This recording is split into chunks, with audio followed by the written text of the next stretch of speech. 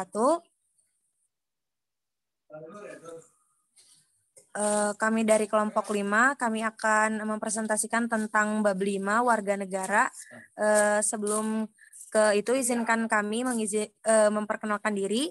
Saya Anissa Muzakenuyun, NPM 213403075 sebagai moderator, dan Dwi Ayu Permatasari 213403526 sebagai notulen, dan pemateri 1 Putri Indah Cahyati NPM 213403536, dan pemateri 2 Nela Natasha NPM 213403141, dan pemateri yang ketiga Diana Puspitasari NPM 213403504.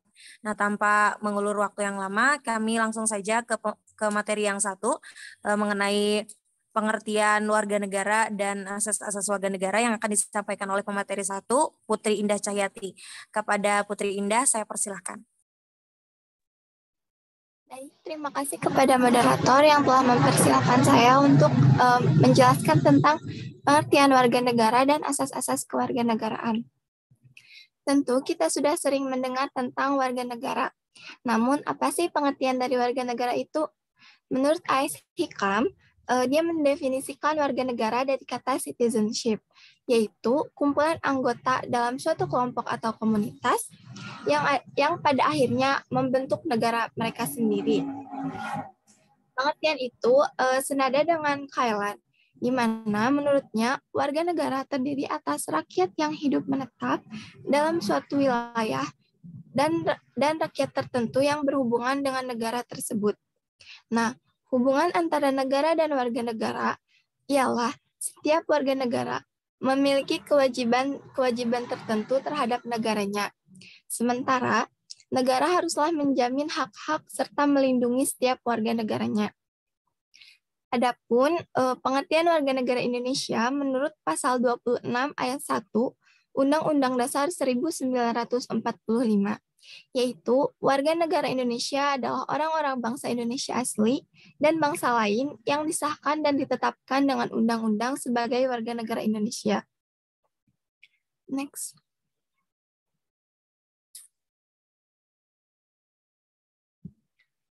Yang selanjutnya ada asas-asas kewarganegaraan. Yang pertama, ada asas ius sanguinis, yaitu asas yang berdasarkan keturunan, di mana bentuk kewarganegaraan seseorang yang diperoleh dan ditentukan berdasarkan garis keturunan orang tersebut. Contoh negara yang menerapkan asas ini adalah seperti Indonesia, Belanda, Jepang, Jerman, dan China. Asas yang kedua yaitu asas ius soli, yaitu asas yang berdasarkan tempat kelahiran, di mana bentuk kewarganegaraan seseorang yang ditetapkan berdasarkan tempat kelahirannya. Contoh negara yang menerapkan asas ini ialah Amerika Serikat, Kanada, Brazil, dan Australia. Sekian yang dapat saya sampaikan, saya kembalikan kepada moderator. Ya, terima kasih kepada Saudari Putri yang sudah menjelaskan materi tentang pengertian dan asas kewarganegaraan. Selanjutnya kita akan membahas tentang status kewarganegaraan dan warga negara Indonesia yang akan disampaikan oleh Saudari Nela Natasha. Kepada Saudari Nela, saya persilahkan. Baik, terima kasih kepada moderator. Selanjutnya kita masuk ke materi status kewarganegaraan dan warga negara Indonesia. Yang pertama, status kewarganegaraan. Status kewarganegaraan dibagi menjadi 3 konsep, yaitu apartheid, bipartheid, dan multipartheid. Apartheid merupakan sebuah konsep mengenai adanya seorang penduduk yang sama sekali tidak memiliki kewarganegaraan. Bipartheid merupakan sebuah konsep mengenai adanya seorang penduduk yang memiliki 2 kewarganegaraan sekaligus. Sedangkan multipartheid merupakan sebuah konsep mengenai adanya seorang penduduk yang memiliki banyak kewarganegaraan. Pemerintah dalam suatu negara biasanya menggunakan 2 sistem sel-sel untuk menentukan status kewarganegaraan seseorang, yaitu sel-sel aktif dan sel-sel pasif. Sel-sel aktif mengandung pengertian bahwa seseorang untuk menjadi warga negara harus melakukan tindakan hukum secara aktif, sedangkan sel-sel pasif adalah penentuan kewarganegaraan seseorang tanpa melakukan suatu tindakan hukum tertentu. Artinya, orang tersebut dengan sendirinya akan dianggap menjadi warga negara.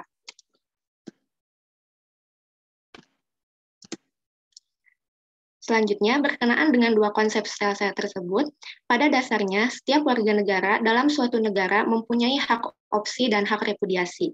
Hak opsi adalah hak warga negara untuk memilih suatu kewarganegaraan, dan hak repudiasi merupakan hak warga negara untuk menolak atau tidak menerima suatu kewarganegaraan. Selanjutnya, materi warga negara Indonesia. Indonesia memiliki konsep yang sangat jelas dalam penentuan warga negara. Konstitusi Indonesia menegaskan secara jelas dalam pasal 26 ayat 1 Undang-Undang Dasar Negara Republik Indonesia tahun 1945, yaitu yang disebut sebagai warga negara Indonesia adalah orang-orang bangsa Indonesia asli dan orang-orang bangsa lain yang disahkan oleh undang-undang sebagai warga negara. Sementara ketentuan pasal 26 ayat 2 Undang-Undang Dasar Negara Republik Indonesia tahun 1945 menegaskan bahwa yang dimaksud penduduk Indonesia adalah warga negara Indonesia dan orang asing yang bertempat tinggal di wilayah Negara Kesatuan Republik Indonesia. Jadi, dapat disimpulkan bahwa yang menjadi warga negara Indonesia adalah mereka bangsa Indonesia asli dan orang asing atau bangsa lain yang disahkan oleh undang-undang sebagai warga negara Indonesia. Sebelum adanya amandemen Undang-Undang Dasar tahun 1945, penduduk Indonesia dibagi menjadi 3 golongan dan tercantum dalam ketentuan pasal 163 Indise Staatsregeling 1972, yaitu golongan Eropa, golongan Timur Asing, dan golongan Bumi Putra atau golongan pribumi. Golongan Eropa meliputi bangsa Belanda, bangsa lain selain Belanda, tetapi dari Eropa serta bangsa lain yang hukum keluarganya sama dengan golongan Eropa. Selanjutnya, golongan Timur Asing meliputi golongan Tionghoa dan golongan Timur Asing tetapi bukan Cina. Dan yang terakhir, golongan Bumi Putra atau pribumi, yaitu orang Indonesia asli beserta keturunannya dan orang lain yang menyesuaikan dirinya dengan pertama. Selain itu, yang dimaksud dengan warga negara Indonesia juga ditegaskan dalam Undang-Undang Dasar Nomor 12 Tahun 2006 tentang Kewarganegaraan Indonesia. Sekian yang bisa saya sampaikan, saya kembalikan kepada moderator. Ya, terima kasih kepada Saudari Nila yang telah menyampaikan materinya. Selanjutnya ada syarat dan permohonan menjadi warga Indonesia yang akan disampaikan oleh Saudari Dwi Ayu Permatasari. Kepada Saudari Dwi, saya persilakan. Baik, terima kasih kepada moderator yang telah memberikan saya kesempatan untuk mempresentasikan syarat-syarat dan permohonan menjadi WNI atau warga negara Indonesia. Bagian penjelasan umum Undang-Undang Nomor 62 Tahun 1958 dijelaskan ada 7 yang dapat ditempuh untuk memperoleh kewarganegaraan Indonesia. Yang pertama yaitu kelahiran. Artinya, garis kewarganegaraan orang tuanya menentukan status kewarganegaraan anak dan keturunannya. Yang kedua ada pengangkatan. Pengangkatan anak tersebut yakni pengangkatan anak orang asing yang diangkat sebagai anak untuk mendapatkan status kewarganegaraan orang tua angkat sebagai WNI atau warga negara Indonesia. Anak asing yang diangkat harus berusia di bawah 5 tahun dan disahkan oleh pengadilan negeri di lingkup tempat tinggal pemohon. Lalu yang ketiga dikabulkannya permohonan. Seorang anak yang dilahirkan di luar perkawinan dengan ibu yang berstatus kewarganegaraan Indonesia atau anak yang dilahirkan melalui perkawinan yang sah akan tetapi orang tuanya telah bercerai dan anak itu hidup bersama ibunya yang berkewarganegaraan Indonesia. Setelah berumur 18 tahun, anak dapat mengajukan permohonan kepada menteri melalui pengajuan di pengadilan negeri di mana ia tinggal untuk memperoleh kewarganegaraan Indonesia. Lalu yang keempat, kewarganegaraan atau naturalisasi, yaitu proses pengajuan yang dapat ditempuh oleh orang asing untuk memperoleh kewarganegaraan Indonesia. Lalu yang kelima ada perkawinan. Seorang warga negara asing yang menikah secara sah dengan seorang yang berkewarganegaraan Indonesia dapat memperoleh status kewarganegaraan Indonesia setelah menyampaikan pernyataan menjadi warga negara di hadapan pejabat. Pernyataan itu dapat dilakukan apabila seorang WNA telah bertempat tinggal di Indonesia paling sedikit 5 tahun berturut-turut. Lalu yang keenam, mengikuti ayah atau ibu. Anak yang berumur 18 tahun atau belum menikah dan mempunyai hubungan hukum dengan sang ayah atau sebelum menjadi warga negara Indonesia, turut atau ikut mendapat kewarganegaraan Indonesia setelah bertempat tinggal di wilayah Indonesia. Status kewarganegaraan ibu juga berlaku bagi anak-anaknya yang belum berusia 18 tahun dan belum menikah. Yang ketujuh, tidak pernah melakukan tindak pidana ataupun dijatuhi hukuman pidana dengan ancaman pidana penjara 1 tahun atau lebih, apabila dengan diperolehnya kewarganegaraan Indonesia tidak menjadikan seseorang tersebut memiliki kewarganegaraan ganda, memiliki pekerjaan atau penghasilan tetap, membayar biaya atau uang kewarganegaraan kepada kas negara. Lalu permohonan harus dilakukan secara tertulis menggunakan bahasa Indonesia pada kertas bermaterai. Permohonan kewarganegaraan dapat diajukan apabila telah memenuhi persyaratan antara lain, 1. Sudah berusia 18 tahun atau sudah menikah. Yang kedua, telah bertempat tinggal di wilayah Indonesia minimal 5 tahun berturut-turut atau paling singkat 10 tahun tidak berturut-turut. Yang ketiga, sehat jasmani dan rohani. Lalu yang keempat, mampu berbahasa Indonesia. Dan yang kelima, mengakui dan menjunjung dasar negara Pancasila dan Undang-Undang Dasar Negara Republik Indonesia tahun 1945. Sekian, saya kembalikan kepada moderator. Ya, terima kasih kepada Saudari Dwi. Selanjutnya ada materi peran warga negara dan materi yang terakhir hak dan kewajiban setiap warga negara yang akan disampaikan oleh Saudara Diana. Kepada Saudara Diana, saya persilakan. Baik, terima kasih kepada moderator yang telah memberikan saya kesempatan untuk menyampaikan materi mengenai peran warga negara serta hak dan kewajiban warga negara. Pertama-tama, saya akan menjelaskan terlebih dahulu mengenai peran warga negara. Peran seorang warga negara dapat dilihat dari ada tidaknya sifat dan sikap aktif, pasif, positif, dan negatif sebagai konsep kristalisasi dari prinsip-prinsip demokrasi politik maupun konsep pendukung demokrasi lainnya, seperti demokrasi ekonomi, kemudian juga demokrasi sosial. Nah, adapun wujud peran serta warga negara di bidang kehidupan bernegara, diantaranya itu, yang pertama adalah peran warga negara dalam bidang hukum. Untuk mewujudkan demokrasi konstitusional, sudah selayaknya warga negara berperan dalam penciptaan kultur kesadaran hukum yang sehat dan aktif, turut mendukung pelaksanaan proses hukum yang aspiratif, mendukung penyusunan materi muatan hukum yang responsif, serta ikut menumbuhkan dan mewujudkan aparat penegak hukum yang memiliki sifat jujur dan bertanggung jawab. Kemudian yang kedua adalah peran warga negara dalam bidang politik. Urgensi adanya peran serta warga negara dalam bidang politik dikarenakan bersinggungan langsung dengan segala kebijakan dan keputusan politik pemerintah demi kepentingan rakyat Indonesia. Peranan warga negara dalam bidang politik itu salah satunya dalam bentuk partisipasi politik. Kemudian yang ketiga adalah peran warga negara dalam bidang sosial budaya. Peran serta warga negara di bidang sosial budaya sangat memungkinkan dalam upaya menghilangkan sifat diskriminatif terhadap agama, ras, suku, bangsa, dan budaya. Dan yang terakhir adalah peran warga negara dalam bidang ekonomi.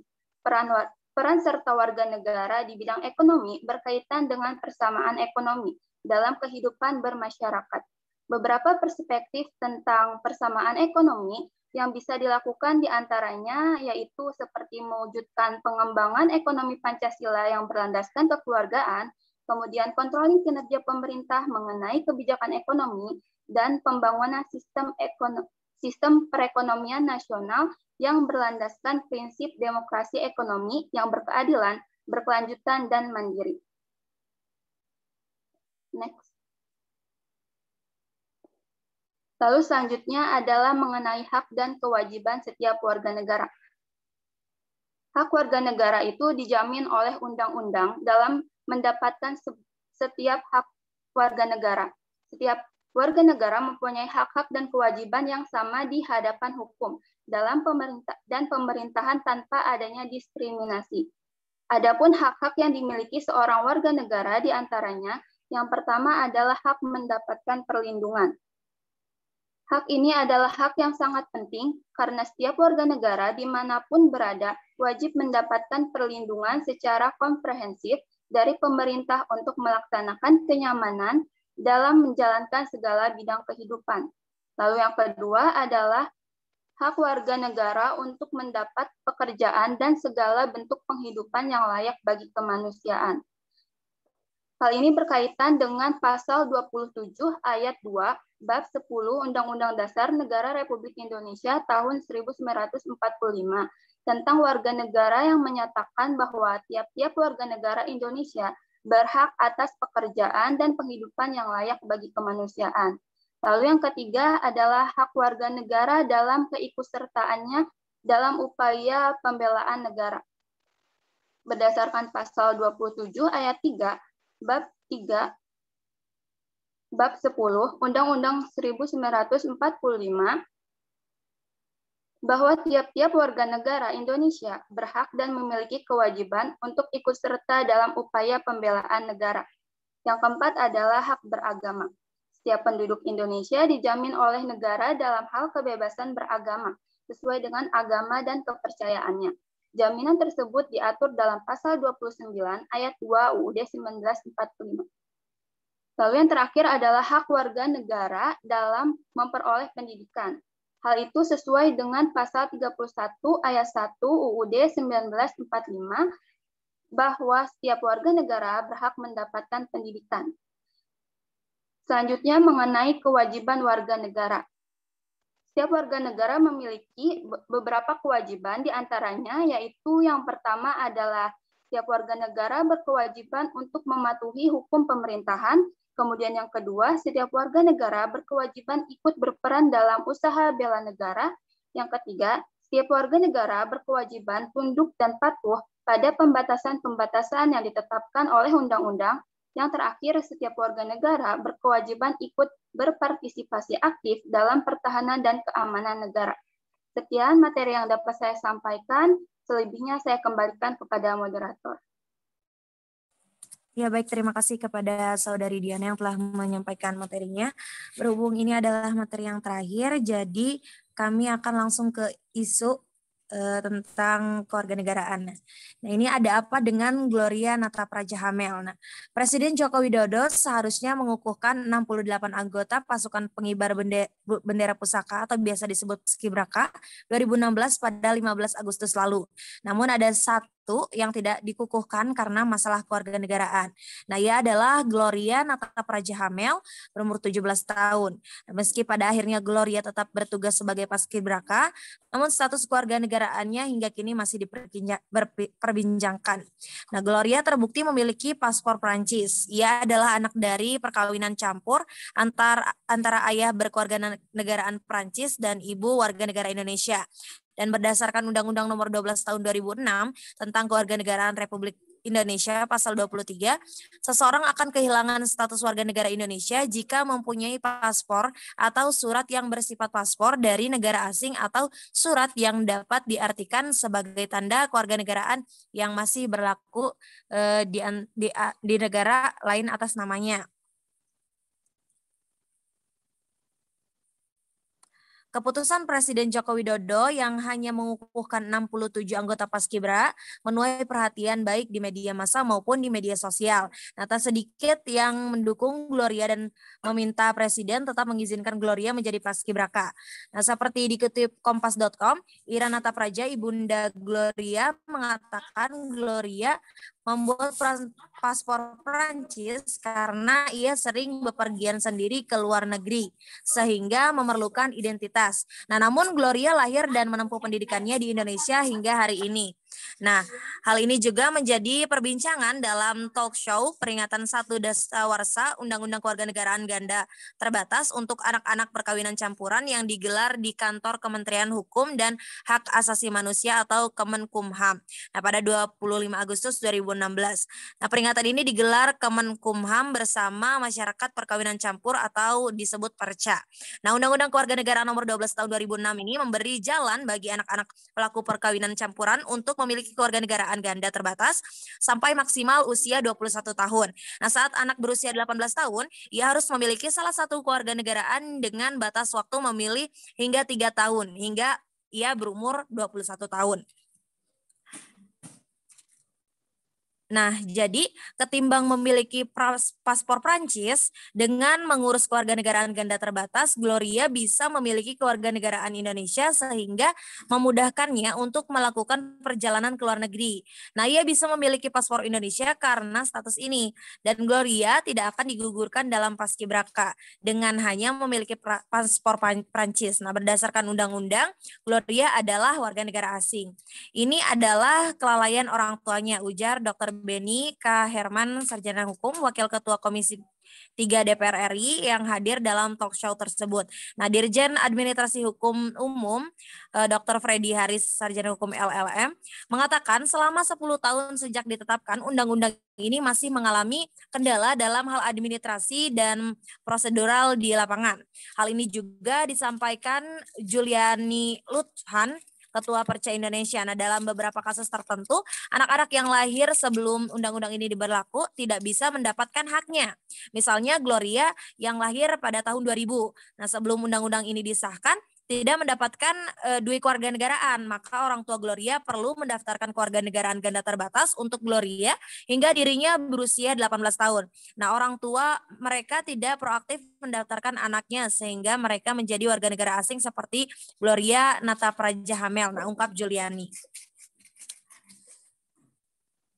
Nah, Juliani juga menambahkan bahwasannya batas waktu pendaftaran adalah 4 tahun. Artinya, orang tua Gloria hanya bisa mendaftarkan kewarganegaraan ganda terbatas untuk Gloria sampai tahun 2010. Nah, anak-anak yang terlambat mendaftarkan diri terpaksa menjadi naturalisasi kewarganegaraan seperti halnya warga negara asing murni. Nah, mereka diisyaratkan memiliki pekerjaan pada saat mendaftarkan diri dan membayar 50 juta rupiah.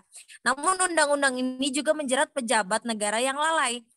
Jika suatu hari terbukti bahwa hilangnya kewarganegaraan Indonesia seseorang termasuk Gloria disebabkan oleh kelalaian pejabat pemerintah, maka pejabat tersebut akan dijerat pasal 36 dan dipidana penjara maksimal 1 tahun.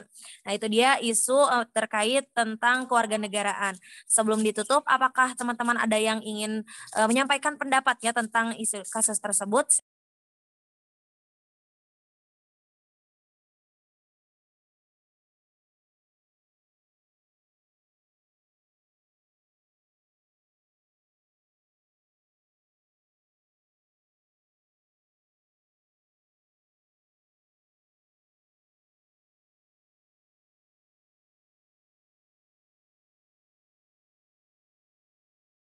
Oke, terima kasih pada kelompok warga negara yang telah melakukan presentasi ya terkait dengan masalah kewarganegaraan ataupun warga negara. Nah, harus kita pahami bersama ya bahwa kait dengan masalah warga negara maupun status kewarganegaraan itu berkaitan dengan orang yang tinggal dalam sebuah negara ya. Jadi orang yang tinggal dalam sebuah negara itu ada yang disebut dengan penduduk atau orang yang tinggal menetap. Sementara yang lain juga ada yang disebut bukan penduduk. Itu orang yang hanya singgah sementara atau tidak menetap di suatu negara. Nah, sementara yang penduduk itu sendiri, yang menetap itu sendiri, kalau di Indonesia berarti ada 2 ya. Ada yang disebut dengan warga negara Indonesia, ada yang disebut dengan warga negara asing. Nah, orang warga negara asing yang menetap di Indonesia itu kan motifnya berbeda-beda ya. Ada yang sebagai pekerja, ada yang juga sebagai pelajar atau mahasiswa. Ya. Yang semuanya itu, baik itu yang penduduk, bukan penduduk, warga negara, dan bukan warga negara itu, nanti akan diatur oleh hukum ya. Izin tinggal dalam sebuah negara itu kan harus jelas statusnya. Itu ya. Kemudian, kalau kita mau khusus ke masalah persoalan mengenai status ya kewarganegaraan, yang pertama kali harus dipahami bahwa setiap negara itu memiliki ajas yang berbeda-beda dalam masalah pengakuan kewarganegaraannya. Tadi disebutkan ada ajas yang usually ya, ada ajas yang sanguinis. Kemudian juga hukum kewarganegaraan. Di Indonesia kan sudah ada hukum kewarganegaraan yang terbaru ya, 2006, Undang-Undang Nomor 12 Tahun 2006 tentang kewarganegaraan. Yang pada prinsipnya ya, Undang-Undang kewarganegaraan di Indonesia itu tidak menerima kewarganegaraan ganda. Itu pun tadi yang nasib yang dialami oleh Gloria ya. Jadi secara status ya Gloria memiliki kewarganegaraan ganda gitu, dan tidak menerima, ya tidak berlaku di Indonesia. Tadi ya masalah kenapa bisa muncul kasus itu karena ada keteledoran ya, karena ada ya kekurang hati-hatian baik dari keluarga maupun dari panitia Paskibra itu sendiri. Kenapa tidak diberikan hak istimewa misalnya? Atau naturalisasi itu diberikan kepada seseorang yang apalagi yang bersifat pasif gitu ya. Ketika orang tersebut yang sama sekali tidak ada hukum yang secara otomatis, misalnya anak karena kelahiran campuran ya. Itu yang pertama. Yang kedua juga karena masalah waktu ya. Karena untuk menjadikan seseorang, kalaupun misalnya Gloria diberikan hak istimewa hanya dalam waktu hitungan hari kan tidak mungkin ya, karena harus melalui prosedur-prosedur yang cukup panjang ya di Kementerian Hukum dan Hak Asasi Manusia. Oke itu. Nah, kemudian yang berikutnya juga terkait dengan masalah kewarganegaraan ini ya, akan terjadi masalah kewarganegaraan jika seseorang tersebut ya tinggal dalam sebuah negara kemudian keasikan ya. Karena sudah nyaman betah dalam warga negara asing yang tinggal di Indonesia misalnya. Sebagai pekerja di Indonesia karena sudah nyaman, udah aja saya ingin tinggal di Indonesia. Nah, apalagi kalau sudah 5 tahun berturut-turut atau 10 tahun tidak berturut-turut, itu bisa mengajukan proses naturalisasi secara aktif. Ya. Ini terjadi di pemain sepak bola ya. Zaman Christian Gonzalez gitu, dan sebagainya ya. Apalagi sekarang kan banyak yang pasif juga ya, karena Indonesia yang mencari misalnya PSSI mencari anak keturunan di luar yang bekerja ya. Kalau yang bekerja di Indonesia kan ada pemain asing yang berprestasi, yang kalau dia pemainnya bagus misalnya. Oke aja. Selain apakah kalau orang yang bersangkutannya tidak mau mengajukan, maka ya negara kita sendiri yang meminta supaya dibutuhkan oleh timnas misalnya untuk memperoleh kewarganegaraan secara pasif ya. Itu pun punya hak untuk menerima atau menolak ya. Makanya ada hak repudiasi seseorang yang ketika ditawari oleh suatu negara untuk dijadikan warga negaranya. Yang kedua juga selain alasan betah ataupun sudah nyaman tinggal dalam sebuah negara juga karena tadi masalah perkawinan ya. Nah, ketika Anda misalnya mendapatkan jodoh dari warga negara asing, apakah mendapatkan orang Nigeria misalnya, mendapatkan orang Kamerun, mau nggak? Zimbabwe ya. Maka harus hati-hati gitu ya. Bukan hanya sekedar cinta ya. Apalagi dulu banyak para artis yang ketemu sama bule di Bali ya. Asal bule bukan. Ternyata di sananya juga bulenya pengangguran gitu kan. Ketika sudah dinikahi oleh orang Indonesia, oleh artis Indonesia, tinggal menjadi orang Indonesia hanya jadi keteteran ya.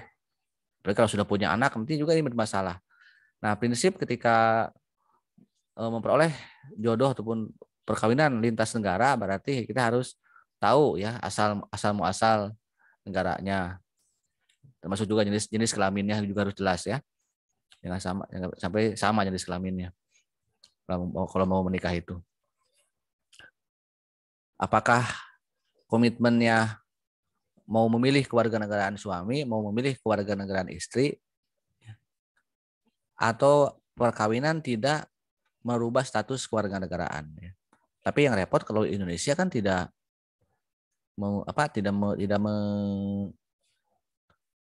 kan kewarganegaraan ganda.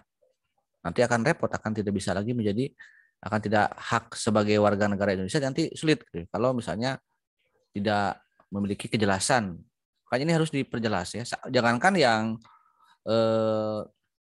kasus seperti itu ya. Kita saja yang tidak ada, misalnya ketika seorang warga negara yang tidak ada hubungannya dengan warga negara asing, dengan hubungannya dengan negara lain, kalau administrasinya tidak diurus bagaimana ya? Sudah dewasa tapi tidak mengurus KTP, tidak mengurus kartu keluarga misalnya. Kan tidak punya hak dan kewajiban ya, tidak diikat oleh, tidak mendapatkan jaminan dari negara. Apalagi yang tadi ya, mereka yang bermasalah ataupun yang memiliki status hubungan lintas negara. Oke, syarat permohonan menjadi warga negara itu adalah disebut dengan naturalisasi ya. Tadi ada yang aktif, ada yang pasif. Seseorang yang akan kehilangan atau yang tidak memiliki kewarganegaraan ya ketika tadi kalau dari sisi ajas ya, ketika dalam satu ajas itu lahir di ajas yang kelahiran misalnya ya, ada keturunan tadi sudah jelas. Tapi pada prinsipnya itu kan tergantung juga mekanisme hukum ya. Ketika dia misalnya orang Indonesia tinggal di Cina ataupun sebaliknya ya, karena sering bolak-balik, karena sering tidak jelas ya statusnya, karena sudah merasa punya perusahaan, punya bisnis yang banyak ya, apalagi banyak bermasalah ya, akhirnya kan sulit ya.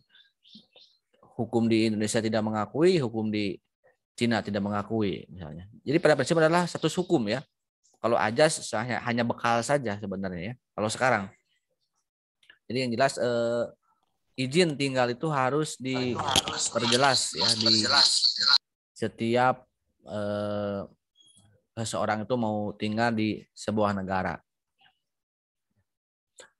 Terus juga kasus yang misalnya warga negara asing yang sudah menjadi warga negara yang ingin mengajukan menjadi warga negara Indonesia tapi tidak bisa.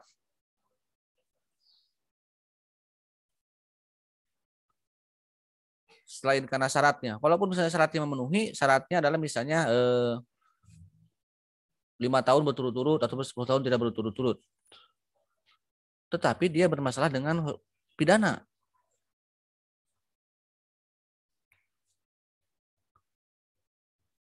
Berbuat ulah ya. Apalagi ilegal ya tinggalnya. Yang tidak ilegal saja misalnya kalau pernah melakukan perbuatan yang tidak atau yang melanggar hukum, maka tidak akan mendapatkan syarat ataupun tidak akan diproses ya oleh Kementerian Hukum dan HAM. Kalau begitu bagaimana? Maka ada istilah lain coba. Apa istilahnya? Ketika seorang warga negara asing sudah lama tinggal tapi tidak bisa menjadi warga negara Indonesia. Apa yang harus dilakukan oleh pemerintah Indonesia?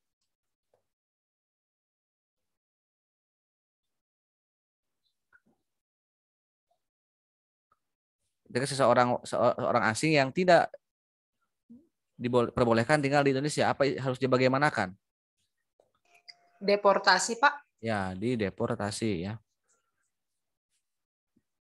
Boleh dieleketek, boleh diciwit itu, dan pada akhirnya kan dideportasi ya, dikembalikan ke negara asalnya. Apalagi kan banyak ya para pengedar narkoba, para teroris ya. Kita juga kan sering melihat ya, ini juga yang kadang-kadang membuat miris kita ya, ketika pemerintahan Malaysia ya mendeportasi TKW ilegal dari Malaysia, dari Arab Saudi gitu. Ini kan hal-hal yang bermain-main dengan status kewarganegaraan ya, atau orang yang bermain-main terhadap izin tinggal dalam sebuah negara ya. Karena walaupun misalnya bukan sebagai warga negara Indonesia, katakanlah warga negara asing yang menetap di Indonesia, dia akan secara hukum akan diikat oleh hukum negara tersebut. Kalau di Indonesia adalah hukum Indonesia. Sekalipun ya tadi hak dan kewajibannya tidak sama ya. Karena kalau warga negara asing tidak memiliki hak untuk memilih dan dipilih dalam hak politik ya, tidak bisa memilih maupun dipilih. Tapi dalam hal kasus-kasus hukum, apakah dia melakukan kejahatan, melakukan tindak pidana, tindakan kriminal, ya maka akan tunduk pada hukum yang berlaku di negara tersebut. Kecuali misalnya dijatuhi hukuman mati ya. Kadang-kadang kan itu negara berlaku hukum internasional ya, atau berlaku juga hukum perjanjian dengan antar negara. Kita kan sering ya mengadvokasi misalnya warga negara Indonesia yang dihukum mati, dihukum pancung di Arab Saudi, di Malaysia misalnya. Ya, tergantung lobby-lobby dari Indonesia ataupun negara yang melobinya. Bahkan Indonesia pun pernah misalnya membebaskan ya, lewat gerasi dan amnesti ya oleh Presiden di zaman Pak SBY seorang narapidana narkoba juga dari Australia ya, sebagai salah satu perjanjian dengan pemerintahan Australia.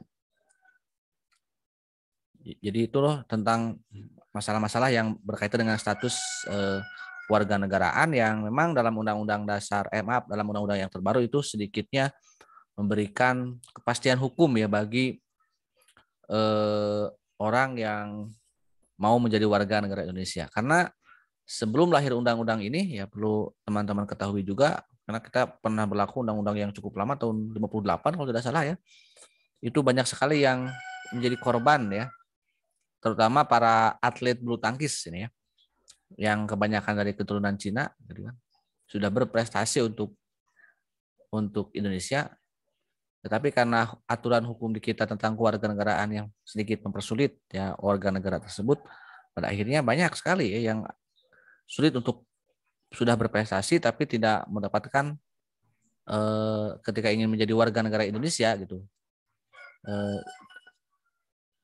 Tidak bisa karena aturan yang terlalu kaku ya, terlalu merugikan seseorang. Bahkan banyak ya beberapa kejadian sebenarnya.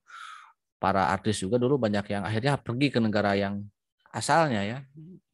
Mary Beth dulu sampai tidak bisa menjadi warga negara Indonesia, padahal sudah ingin sekali menjadi warga negara Indonesia karena sudah berprestasi, sudah dikenal oleh warga negara Indonesia ya, oleh mengatasnamakan artis Indonesia dengan lagunya dulu Denpasar Moon ya. Bahkan dulu ada seorang artis namanya Asrop ya, keturunan India, sudah hitnya lagu-lagu dangdutnya sudah cukup ngetop. Tapi ya itu persoalannya adalah tentang status kewarganegaraan ya, yang pada akhirnya ya mereka dideportasi gitu kan. Ini yang jangan sampai terjadi gitu ya, ketika seseorang yang sudah berprestasi, sudah memberikan banyak kontribusi terhadap negara, tapi negara hukum itu sendiri yang pada akhirnya malah menjebak seseorang untuk tidak bisa memiliki kewarganegaraan. Apalagi kan kita sudah jelas ya, saya katakan tidak memiliki atau tidak menganut dui kewarganegaraan. Ya kalau di negara-negara Eropa, Spanyol itu salah satu negara yang memiliki atau yang menganut kewarganegaraan ganda ya. Makanya pemain-pemain di Eropa itu yang keturunan Amerika misalnya, striker timnas Spanyol Diego Costa itu orang Brazil ya. Tapi dia punya paspor ganda. Ya. Sehingga dia bisa memperkuat timnas Spanyol padahal dia orang Brazil. Ya bahkan kalau Anda lihat jangankan selevel Gloria. Di awal pemerintahan Pak Jokowi dulu ada wakil menteri Archandra Tahar. Diangkat oleh Pak Jokowi sebagai wakil menteri BUMN saat itu. Ternyata Archandra Tahar pernah menerima paspor Amerika Serikat. Itu selevel presiden gitu ya, selevel pemerintahan pusat, selevel untuk orang dijadikan menteri. Pada akhirnya kan tidak lagi diberhentikan jadi wakil menteri. Itu selevel pejabat publik gitu ya. Masa tidak hati-hati gitu ya.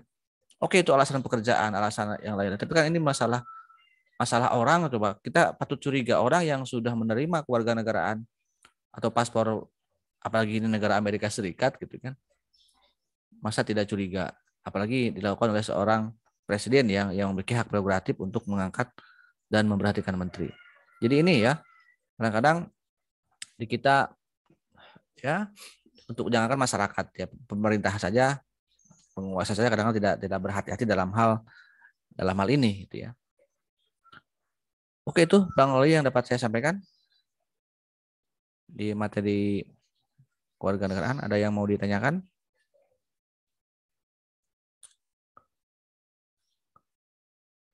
waktu sudah hampir habis. Kalau tidak ya nanti tunggu saja informasi-informasi yang saya upload ataupun sampaikan di grup WA maupun di Google Classroom ya menjelang ujian tengah semester. Assalamualaikum warahmatullahi wabarakatuh. Waalaikumsalam warahmatullahi wabarakatuh. Waalaikumsalam warahmatullahi wabarakatuh.